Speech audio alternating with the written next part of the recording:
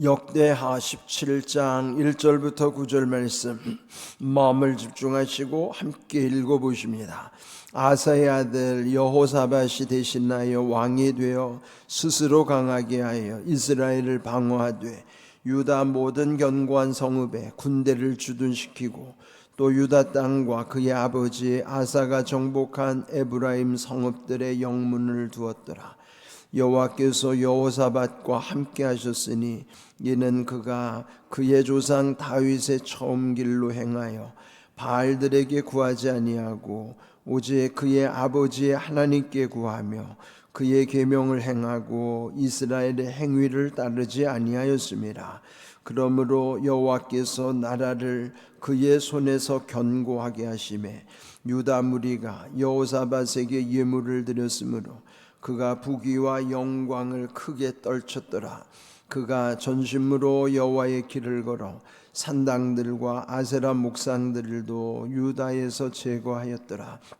그가 왕위에 있은 지 3년에 그의 방백들 베나일과 오바댜와 스가랴와 느다넬과 미가야를 보내어 유다 여러 성읍에 가서 가르치게 하고 또 그들과 함께 레위 사람 스마야와 느다냐와 스바랴와 아사엘과 스미라못과 여호나단과 아도니아와 도비야와 도바도니아 등 레위 사람들을 보내고 또 저희와 함께 제사장 엘리사마와 여호람을 보내었더니 그들이 여호와의 율법책을 가지고 유다에서 가르치되 그 모든 유다 성읍들로 두루 다니며 백성들을 가르쳤더라.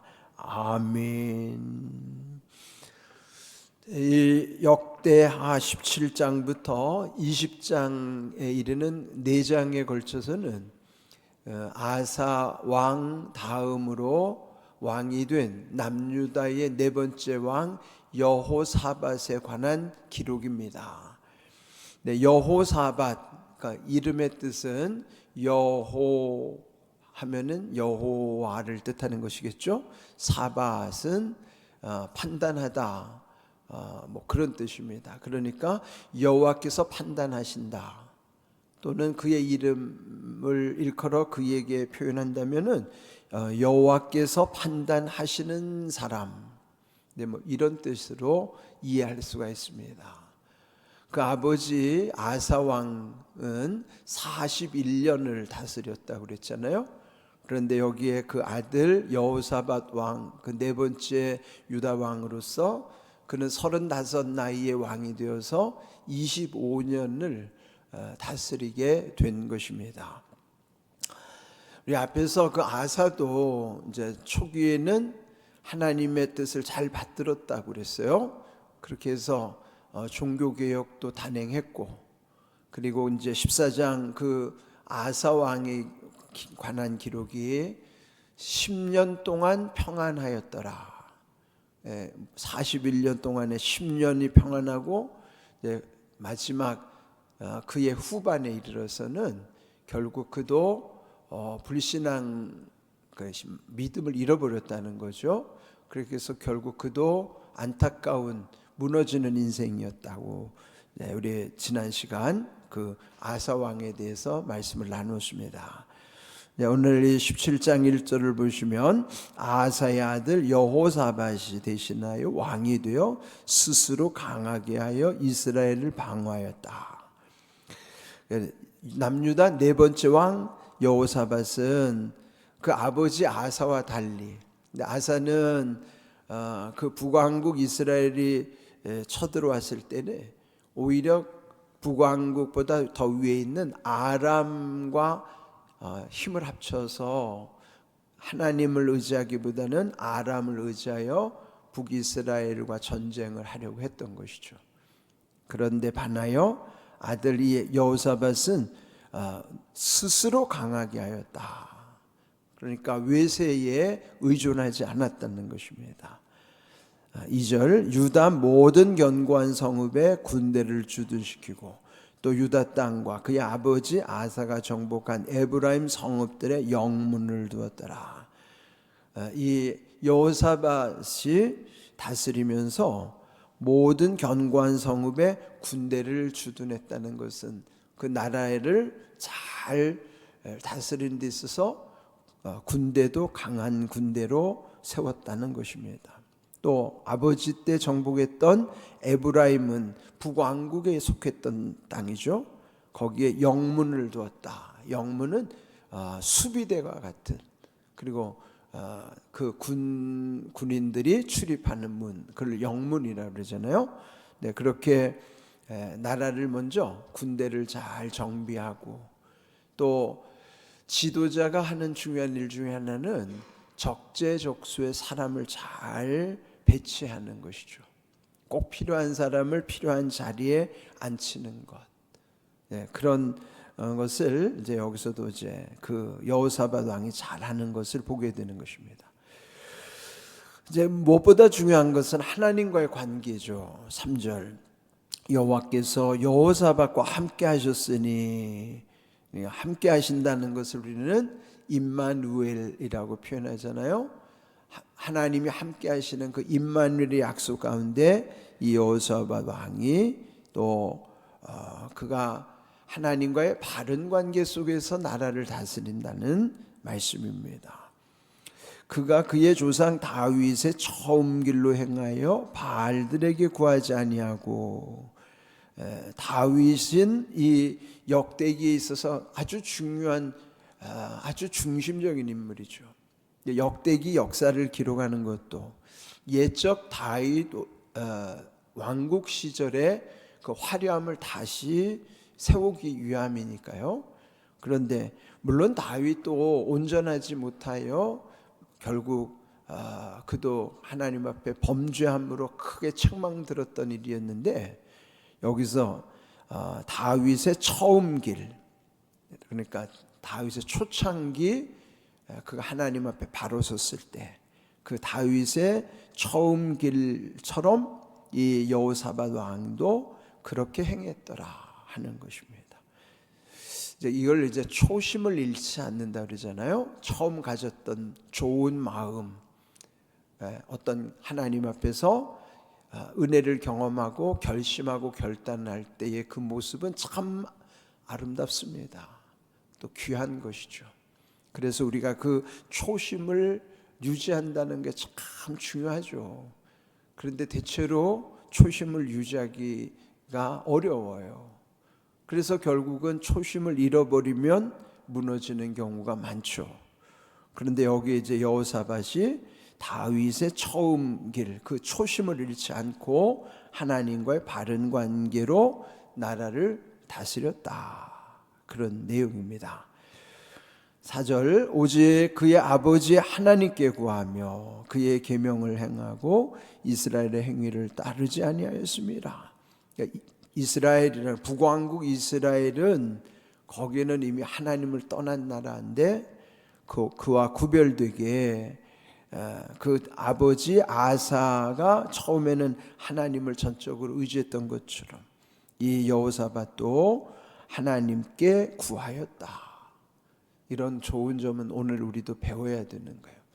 그러니까 무엇을 하든지 먼저 하나님께 구함으로부터, 모든 것이 하나님께 기도할 때부터 주시는 응답을 의지하여 살아가는 것이 오늘 우리에게도 꼭 배워야 되는 말씀입니다.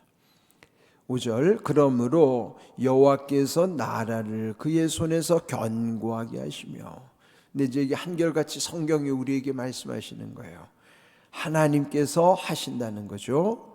그것은 하나님과의 바른 관계 속에서 이런 모든 하나님께서 그의 손에서 견고하게 하시며, 나라를 견고하게 하셨다는 거죠.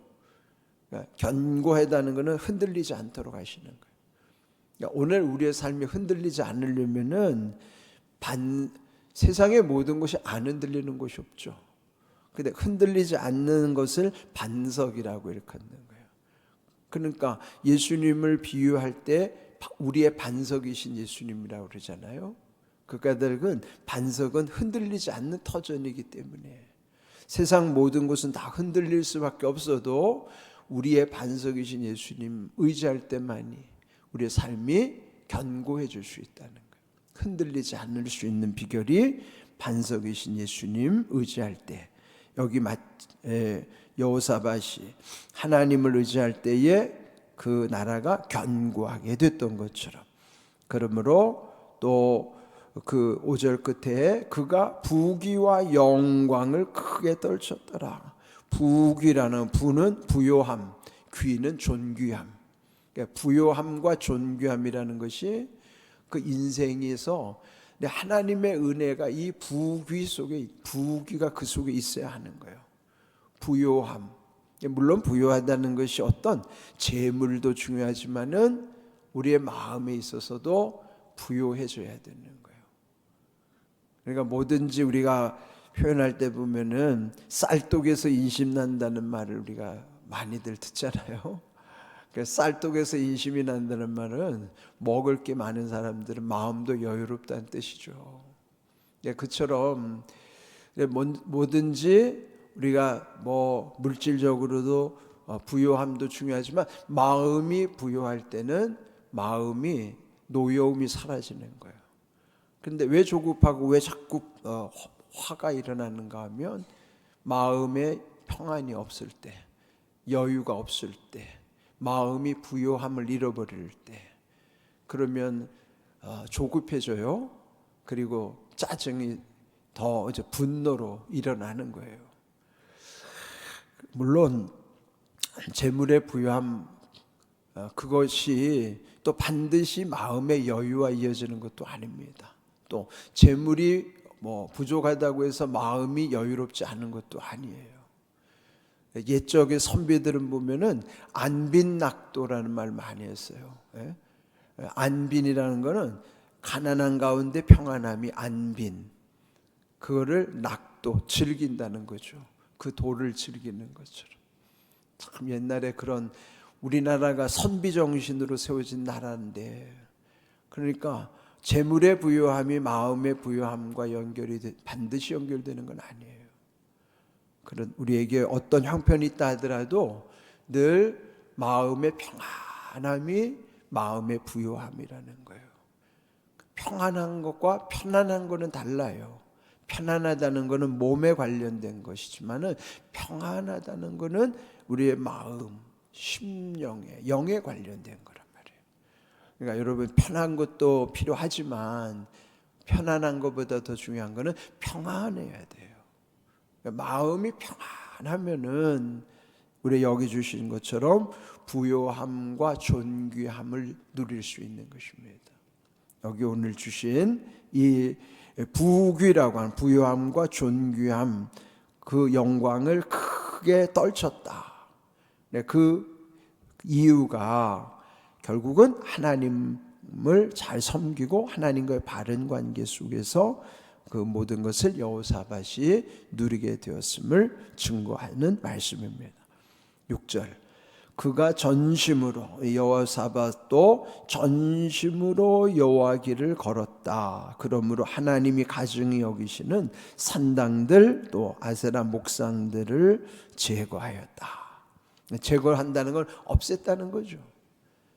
그러니까 지난 시간에도 말씀드린 것처럼 더해야 될 것과 빼야 될 것, 그러니까 플러스 마이너스를 놓고 본다 그러면은 좋은 것은 플러스, 나쁜 거는 마이너스.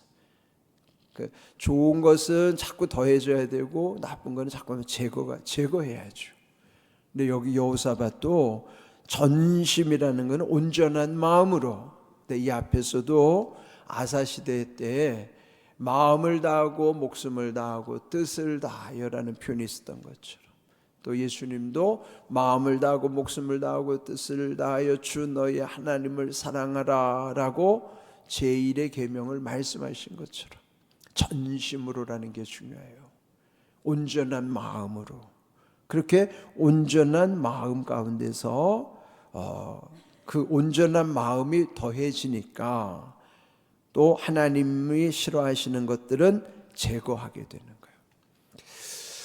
옛적에는 이게 어떤 율법에서는 상황을 중요하게 여겼지만은 복음 안에서는 그 모든 상황이 우리 마음으로부터 시작하게 만드신 거예요. 그러면 우리 마음에서부터 보태져야 될 것과 빼야 될 것을, 그러면은 여기 원리는 전심으로라는 하나님께 온전함이 그 마음에 더해지니까 그들 국가 속에, 그 나라 속에서 나쁜 것들은 다 제거해 나가는 거예요.